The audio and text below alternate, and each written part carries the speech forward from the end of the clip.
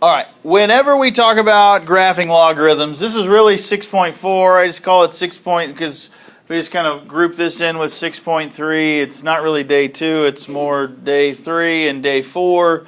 There's really not a 6.4, to be honest with you. It really just goes from 6.3, 6.3 and 6.4 kind of double up as far as what we do. So I just kind of put everything together. And then we'll go into properties of logs next week. We'll spend a decent amount of time. We'll talk about graphing today. We'll probably spend about 2 or 3 more days on graphing next week. And then we'll get into 6.5 and kind of go from there. You'll have another quiz over 6.2 to 6.5. Probably... maybe next Friday, it might be the following week after that. Whenever we talk about logarithms, okay, and the reason why logarithms and exponentials go together is because we've already talked, that we can turn any exponential into a log and we can turn any log into an exponential. Okay, because they are inverses of one another. Okay, basically what that means is if we would have an exponential function and we have a logarithm function, if they are inverses of each other, then we can draw this imaginary line at y equal to x, and all of your values are just going to switch places. So your x and your y values are just going to flip-flop as far as the graph is concerned. So like if we have g of x is equal to b to the x power, log base b of x, they're going to have opposite. So like the blue one is 0, 1 as far as my point, whereas the red one is 1, 0. Everything just flips places. So whenever we did exponentials, we dealt with a y asymptote, we dealt with a y-intercept, whereas with a logarithm, we're going to deal with an x-intercept, and our asymptote is going to be it's going to be a vertical line. Okay? We're still going to do everything the same way, just like we did with exponentials. We're going to find the asymptote, we're going to find the domain, we're going to find the range, we're going to find the intercept. Okay? It's just the opposite intercept and the opposite way of writing it than it was with exponentials. How we do everything doesn't change. Okay? And what we do and the steps that we do it really doesn't change. So whenever we graph any of these, okay, I'm just going to go ahead and we're just going to get right into it. So, bless you. So if it says graph the function, state the asymptote, state the x-intercept. So again, we're still going to find our drag. Okay? We're still going to find the domain, we're still going to find the range, we're still going to find the asymptote, we're still going to find the intercept, and we're still going to graph it. It's still one of those things that it's basically worth 6 points. You get 1 point for breathing, and then 1 point everything after. 1 point per blank, and then you get 1 for the graph. So whenever we do this, just like we did before, we'll still find the asymptote. We're still going to find, instead of the y-intercept, it's going to be the x-intercept. We're still going to have our domain. And we're still going to have our range.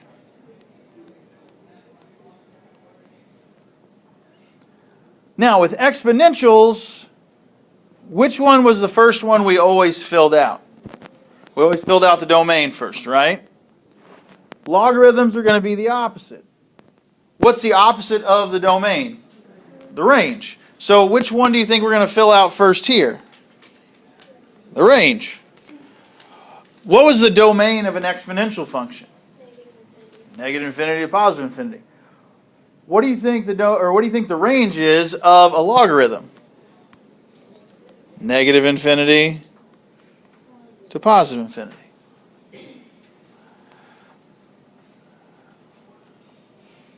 Okay. We're still going to fit if, and I'll put this kind of up above it, if I have y equals a times log base b of x minus h plus k.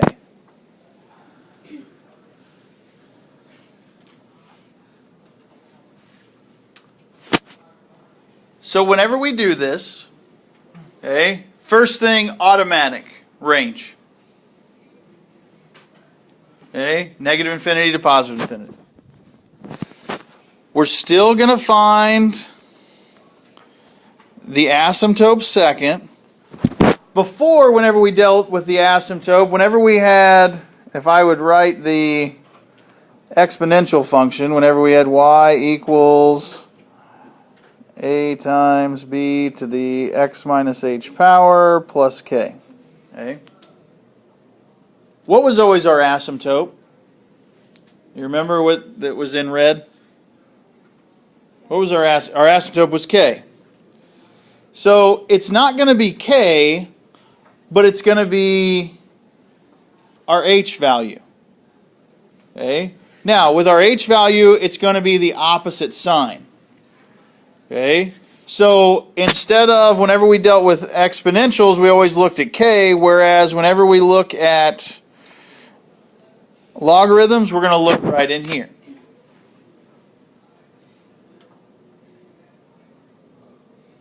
Okay? Instead of it being a negative 8, like you're basically looking at whatever the opposite of h is. So whatever that value is inside the parenthesis, it's whatever the opposite value is. Okay, so whatever your opposite value is here. So on 1, where I have log base 2 of x, I don't have anything in there. So what's my asymptote? 0. Okay? X equals 0. Everything with logs are going to be x equal. Everything with exponentials were y equals. Okay, but everything here is going to be x equals. X-intercept, x-asymptote. So that means that if I do this, I'm going to have a vertical asymptote right here. Just like I did similar to exponentials, where it was a horizontal line, this is now a vertical line. This is why our domain changes, because it's either going to be on the left side or the right side. It's either going to come from negative infinity or it's going to go to positive infinity. So then if we want to know where the x-intercept is, just like finding the y-intercept before, that's going to be the toughest part of any of this. Whenever we did the x-intercept, whenever we did the y-intercept of an exponential, what value did we plug in for x? 0. So again, if everything's the opposite, what value are we going to plug in to y?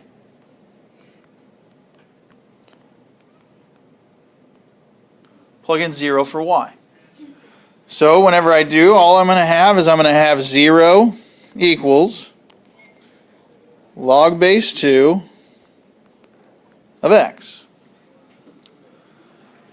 If there was only a way that I could turn a logarithm into a numerical value. How can I rewrite this to where it's x equals? Can I turn this into an exponential? What's going to be on the right side? 2 to the 0 power is equal to x. What's anything to the 0 power? 1. So my x-intercept is x equal to 1. Plot my point at 1.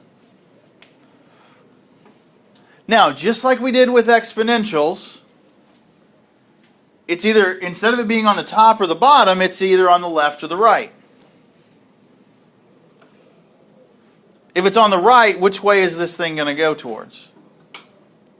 Is it going to go towards positive infinity or negative infinity? Positive infinity. So, 0 to positive infinity.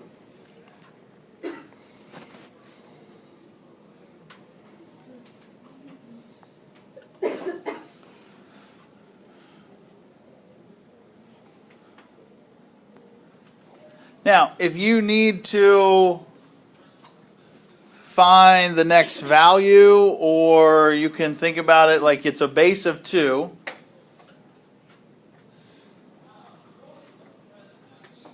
Okay, so if it's a base of 2 and we're at 0,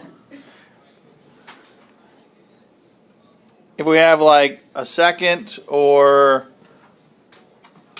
like if you need to plug it in and to find another point, okay, you can just find it for when x is, when x is 2, or whenever your value is going to be at 2, or whenever it's going to be at 4.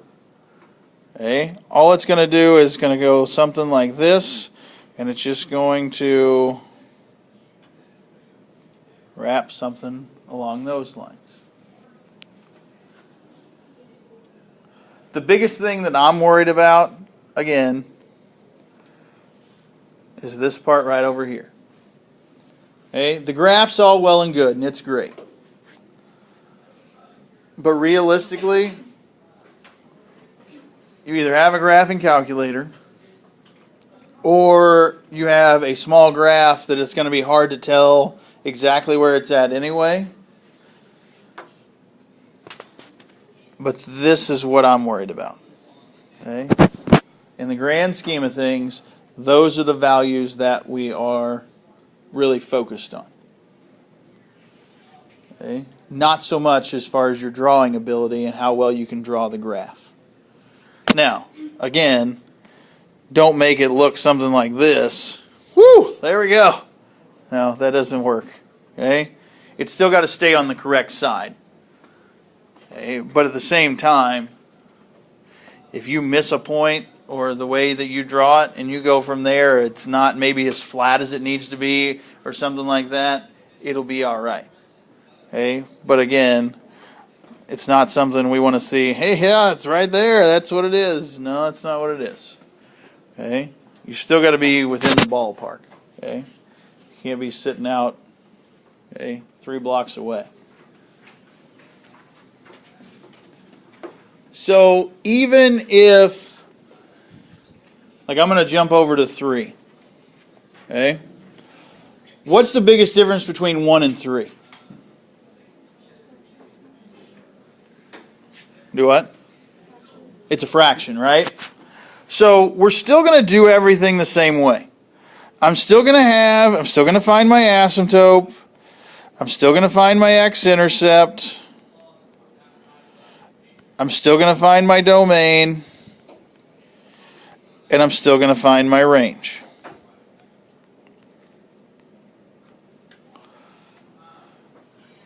So whenever I do this, which one, obviously, again, is the first one I always want to put in?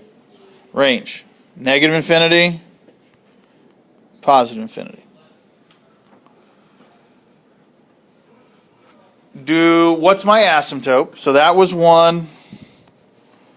Asymptote, in this case, is just going to be x equal to 0, because there's nothing that's getting added or subtracted with the x. So I'm going to have that imaginary line here.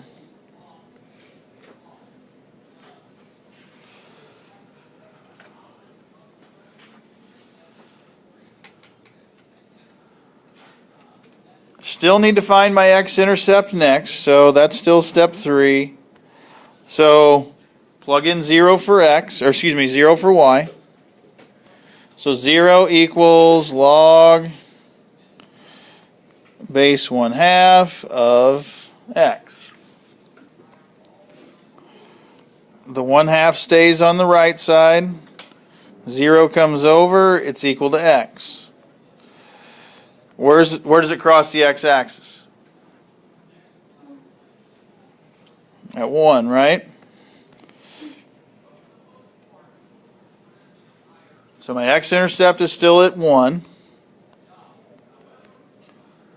What's my domain going to be? From where to where? 0 to positive infinity. Very good.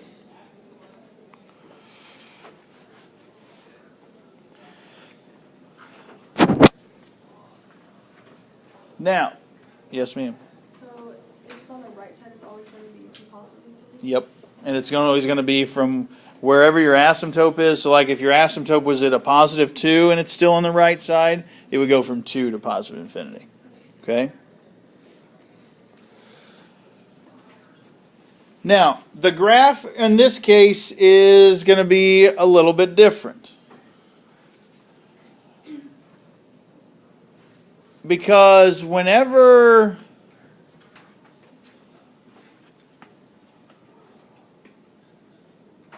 as we go, okay, it's 1/2. Any ideas as far as how this thing's going to look? Or where it's going to come from? So we got x equal to 1.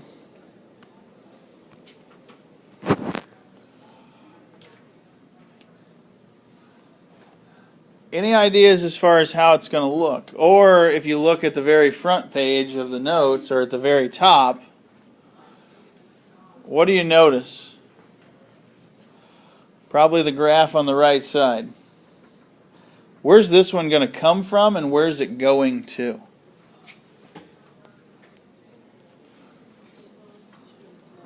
Huh? Yeah, it's coming from the top down, right? It's going to look something like this here. If your value there in your base is between 0 and 1, it's going to come from the top down.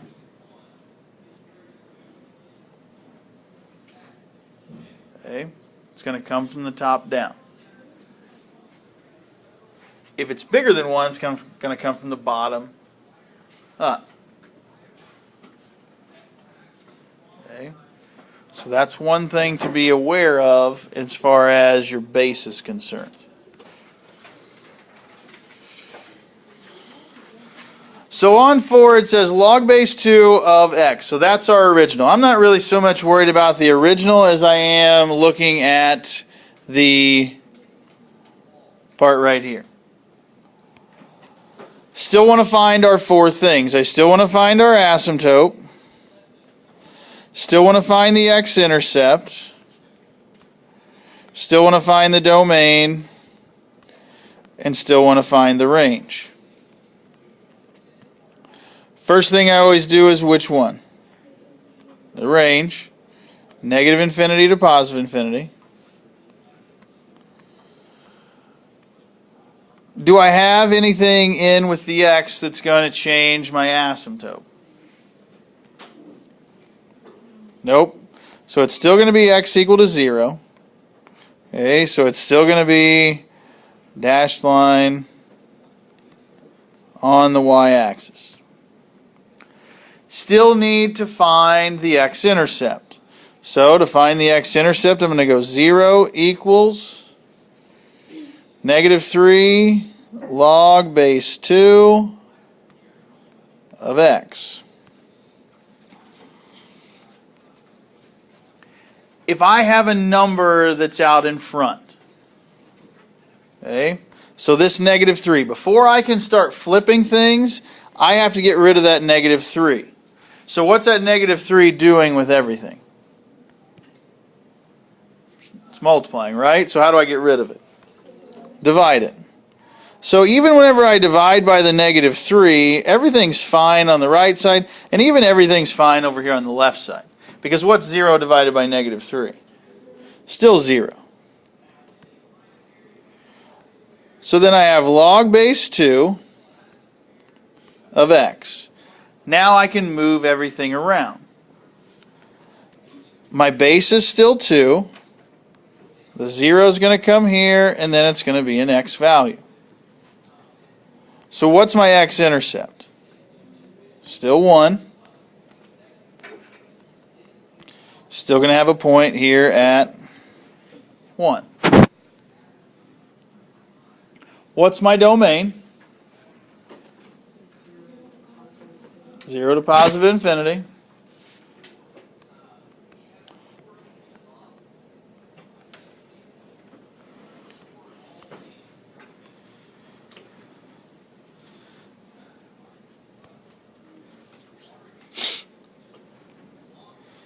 Now, the negative here is going to change some things.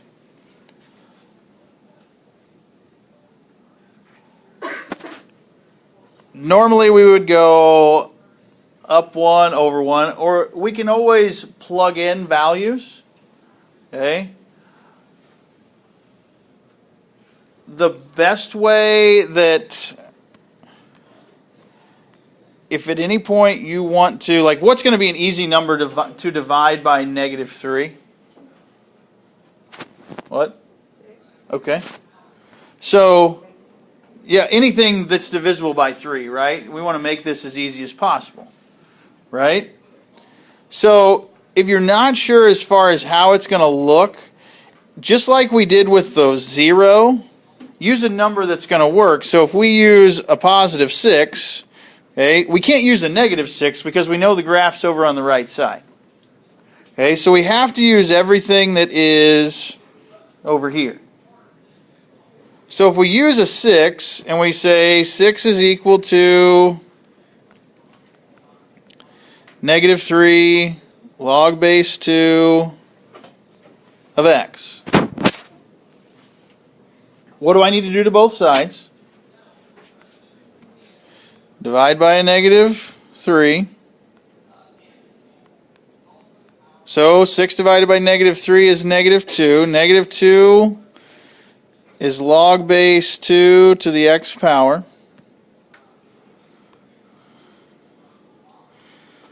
So when y is at 6,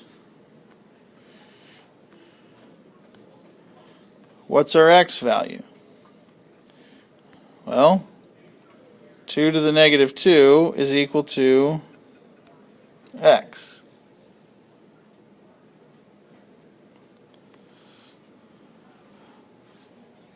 So what's my x value? What's 2 to the -2nd power?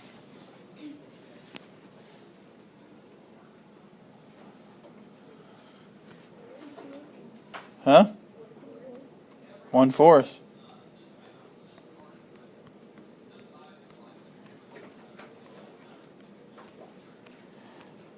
So that means at 1/4, when x is at 1/4, y is all the way up to 6, way up there.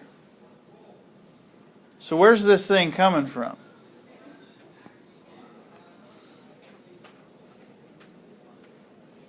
It's looking something like that there.